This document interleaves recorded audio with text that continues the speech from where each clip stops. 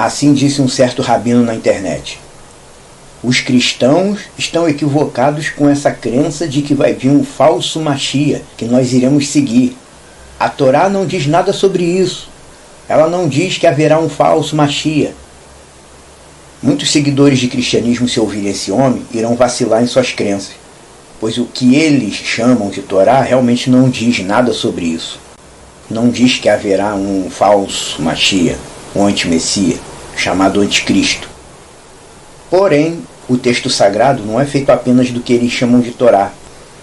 Aquilo que nós chamamos de Antigo Testamento, os judeus chamam de Tanar, porque Tanar no hebraico é a sigla de Torá, Neviim e Ketuvim. Torá, que eles chamam, são os 5 primeiros livros, de Gênesis a Deuteronômio. Neviim são os livros dos profetas e Ketuvim os demais escritos, que abrange Jó, Eclesiastes e vários outros. Como você pode ver, os judeus chamam de Torá os 5 primeiros da Bíblia, mas nas palavras de Yeshua, Torá é apenas a Aseret Hadbrot, os 10 dizeres, as 10 falas de Deus no Sinai, que vieram nas 2 tábuas de pedra. Torá para Yeshua é isso. Mas notem bem isso, o lugar onde nós vemos algo sobre o futuro falso Mashiach, dentro do Tanar, é justamente aonde? No livro de Daniel, que os judeus atuais não consideram profeta.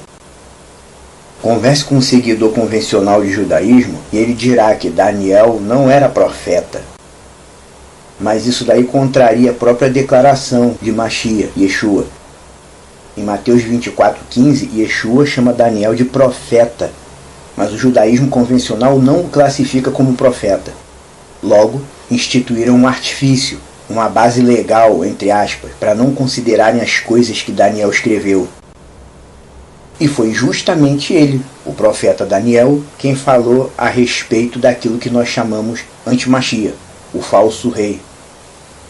Em Daniel 9:26, nós vemos a expressão Nagid Rabá, o regente que está para vir. E em Daniel 2:40-43, fala a respeito de um 4º reino, cujo fundamento é de barro misturado com ferro. É óbvio que os judeus dão outros sentidos para esses textos citados. Para eles tudo isso já aconteceu no passado e etc e tal. E é assim que eles negam a profecia. Nesse texto do capítulo 2 de Daniel, vemos claramente o sentido da coisa. Antes do reino que não será jamais destruído, virá esse tal 4º reino misturado. Barro com ferro.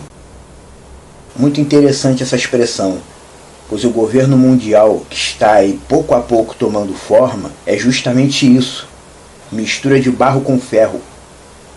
O barro é uma referência ao ser humano, que foi criado do barro do solo, como diz no Gênesis. E a mistura com ferro faz referência à tecnologia, o transhumanismo, que a ciência atual tanto busca. Essa busca incessante que tem hoje em dia em colocar inteligência artificial no ser humano. Um dos maiores sonhos da ciência atual é colocar inteligência artificial no ser humano. Esse sim é o reino do barro com ferro, que está se instalando aí pouco a pouco. Humanidade misturada com tecnologia.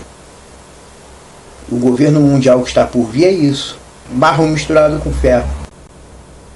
O desejo de implantar tecnologia no ser humano, a busca pela possibilidade de monitorar e controlar o cérebro humano como se ele fosse um computador remoto, são coisas que a ciência atual busca há anos. Nunca deixaram de buscar isso. Nunca deixaram de tentar. Quem não acredita nisso é a pessoa que não lê notícia e não é bem informada. E ainda tem a coragem de dizer que não há nenhuma menção a respeito do antimessias nos escritos antigos. Como bem disse Daniel, ninguém entenderá nada, mas os sábios entenderão tudo.